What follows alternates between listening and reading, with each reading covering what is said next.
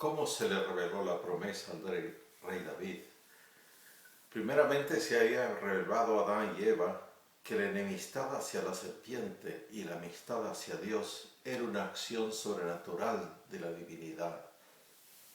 También se les reveló que la descendencia de la mujer heriría la cabeza de la serpiente y que a menos que muera un animalito inocente, nuestros primeros padres no podían esconder la vergüenza de su desnudez.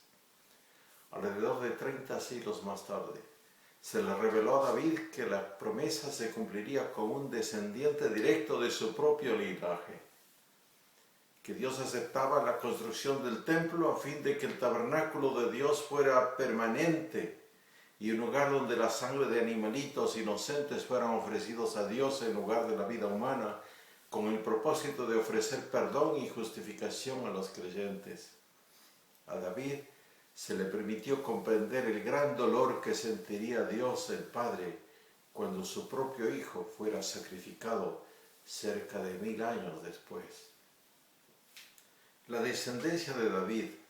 Al patriarca Abraham se le había revelado que era de su descendencia que vendría la bendición por la humanidad. Sin embargo, a David se le reveló que era un hijo suyo, el eterno Rey de Israel, quien también sería hijo del Altísimo. Dice la Escritura en 2 Samuel 7, 12 al 14, y cuando tus días sean cumplidos y duermas con tus padres, yo levantaré después de ti a uno de tu linaje, el cual procederá de tus entrañas, y afirmaré su reino. Él edificará casa a mi nombre, y yo afirmaré para siempre el trono de su reino. Yo le seré el padre, y él me será mi hijo. Cerca de 10 siglos más tarde, el ángel Gabriel comunicó a María que esta promesa hecha a David se iba a cumplir en Jesús, el Hijo del Altísimo. Dijo el ángel, eso se encuentra en Lucas 1, 30 al 33. Entonces el ángel le dijo, María, no temas, porque has hallado gracia delante de Dios, y ahora concebirás en tu vientre y darás a luz un hijo, y llamarás su nombre Jesús. Este será grande y será llamado Hijo del Altísimo, y el Señor Dios le dará el trono de David su padre, y reinará sobre la casa de Jacob para siempre, y su reino no tendrá fin. Ahora veamos el dolor del padre. Uno de los hijos de David iba a morir bajo la espada vengadora de Joab. Y aunque Absalón había traído el mal debido a su propia rebelión contra el gobierno de su padre, David iba a sentir en carne propia el dolor de perder un hijo.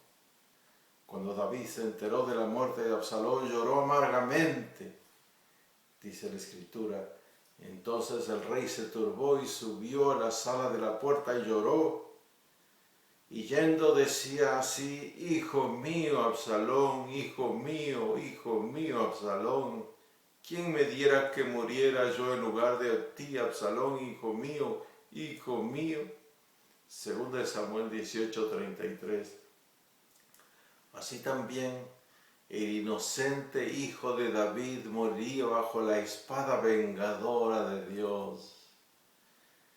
Y Dios diría lo mismo. ¿Quién me diera, hijo mío, que muriera yo en lugar de ti? Hijo mío, hijo mío. Esa era la respuesta divina a la pregunta, Dios mío, ¿por qué me has desamparado? La Escritura explica que Dios hizo un pacto con su siervo David pocas horas después de que David expresara al profeta Natán su deseo de construir un templo a Jehová. Esto lo encontramos en 2 Samuel 7, 1 al 29. David quería edificar un lugar donde se pudieran ofrecer sacrificios a Jehová. El tabernáculo del desierto encontraría su casa estable. La sangre sería derramada en sus cámaras y los pecadores hallarían perdón y justificación.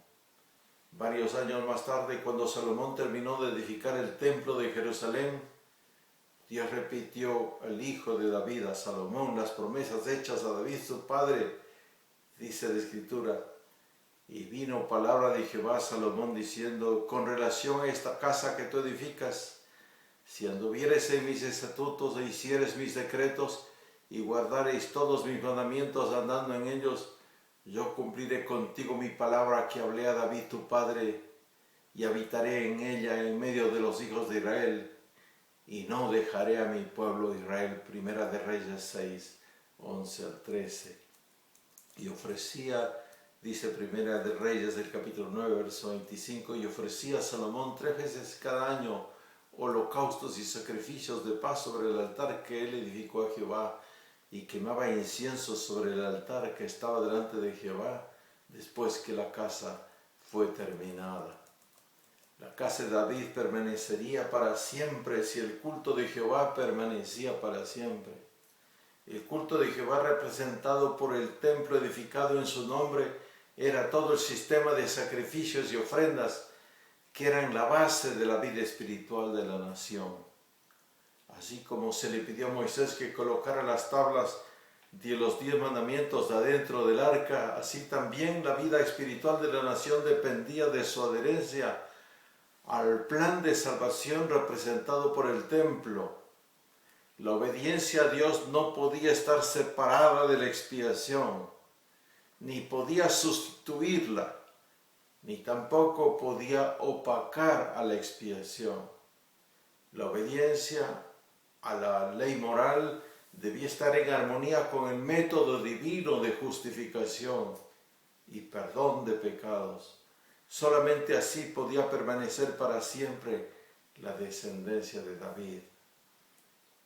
David encuentra justificación.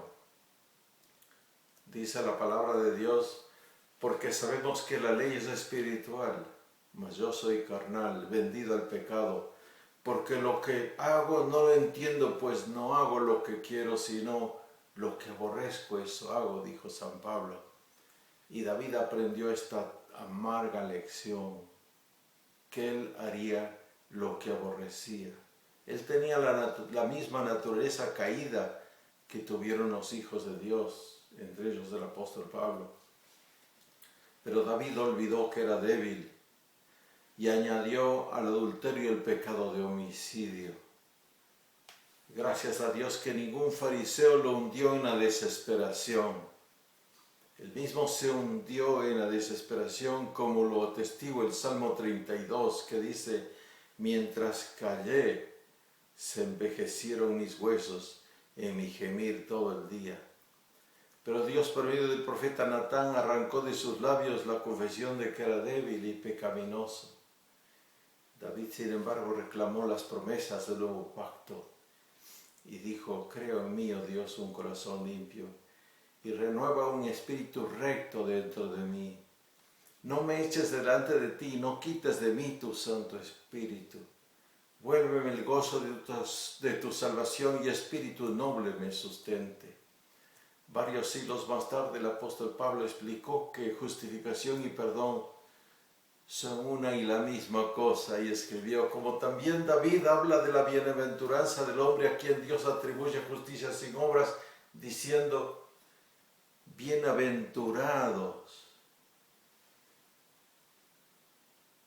aquellas cuyas iniquidades son perdonadas y cuyos pecados son cubiertos. Bienaventurado el varón a quien el Señor no inculpa de pecado. El Señor no solamente perdonó a David, sino también olvidó lo sucedido, poniendo a David como un ejemplo para otros. Varios años después que David murió, Dios dijo a Jeroboam, tú no has sido como David mi siervo, que guardó mis mandamientos y anduvo en pos de mí con todo su corazón, haciendo solamente lo recto delante de mis ojos. Dios mismo no se jactó de haber guardado todos los mandamientos, David mismo no se jactó de haber guardado todos los mandamientos de Jehová. La alabanza a Dios por su gracia y por su perdón estuvieron en sus labios. La gran lección de la historia de David es que el creyente participa de una naturaleza débil y pecaminosa, Y cuando cae en el pecado, el creyente necesita reconocer cuán débil y pecaminoso es. Entonces, por medio de la fe, puede reclamar la justificación o el perdón y todas las bendiciones del nuevo pacto. A menos que el cristiano reconozca que simus justus et peccator, justo y pecador a la vez, no va a anhelar la gracia de Dios. Gracias a Dios por la historia de David.